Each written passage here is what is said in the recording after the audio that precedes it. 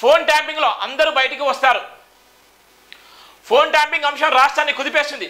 Phone tapping వ్యవహారంపై అధికార Congress BRS నేతల మధ్య మాటల యుద్ధం నడుస్తుంది. తాజాగా ఈ అంశంపై మంత్రి శ్రీధర్ బాబు మాట్లాడుతూ బీఆర్ఎస్ పై తీవ్ర స్థాయిలో విరుచుకుపడ్డారు. ముఖ్యమంత్రి రేవంత్ రెడ్డిపై ఇష్టం వచ్చినట్టు మాట్లాడడం మంచిదిగా అన్నారు. బుధవారం మీడియాలో మాట్లాడుతూ ఫోన్ ట్యాపింగ్లో అందరూ బయటకు వస్తారన్నారు. అందరి ఫోన్లు ట్యాప్ చేస్తారని, విషయాలు అన్ని బయటకు వస్తాయని తెలిపారు. కేటీఆర్ నోటీసులు ఇచ్చుకో అని అన్నారు. తమ పద్ధతి ప్రకారం పనిచేస్తామన్నారు. మిషన్ భగీరథ తప్పుడు స్కీమ్ అని వ్యాఖ్యలు చేశారు. తాము తెచ్చిన వాటర్ మెకానిజం కంటిన్యూ చేద్దని కేటీఆర్ ప్రభుత్వం నిర్ణయం తీసుకోవడం తప్ప తమ ప్రభుత్వం గురించి కేటీఆర్ రైతులు అడిగి తెలుస్తుందని, తాము ఏం చేస్తామో సంవత్సరాలు చేసి చూపిస్తామన్నారు. రుణమాఫీ చేసి తీరుతామని స్పష్టం చేశారు. గత ప్రభుత్వం రుణమాఫీ చేయకపోవడంతో రైతులు ఇబ్బంది పడ్డారన్నారు.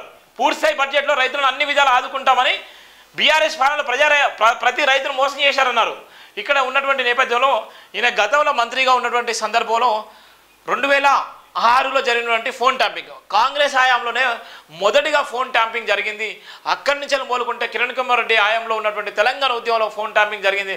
అదే తరహాలో కొనసాగితే బీఆర్ఎస్లు కూడా ఫోన్ ట్యాపింగ్ చేయడం మొదలు పెట్టడం జరిగింది.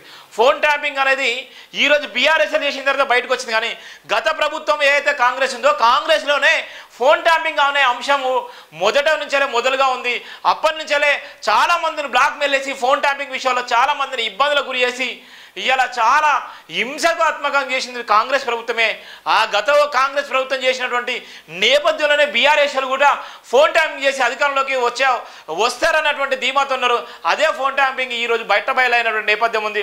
ఫోన్ ట్యాపింగ్లో ఎంత భయంకరమైన పరిస్థితులనే చూడండి. అలా